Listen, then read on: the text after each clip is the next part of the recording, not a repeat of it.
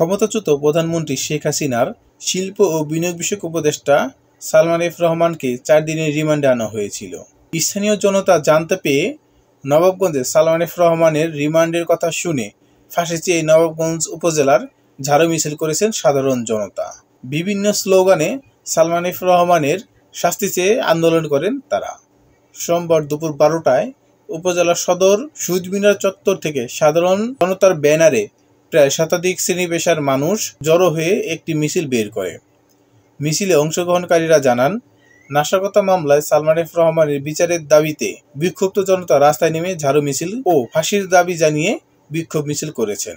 পরে মিছিলটি উপজেলা ফটক হয়ে বাগমারা বাজার পর্যন্ত প্রদক্ষিণ করে নবাবগঞ্জ সদর কায়কোবাদ চত্বর ঘুরে শহীদ মিনার প্রাঙ্গণে ফিরে আসে।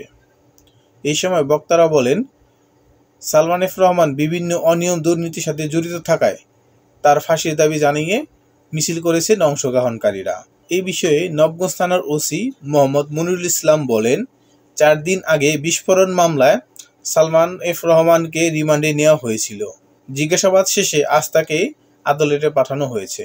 Mohammad Suman, desk report, DN Bangla.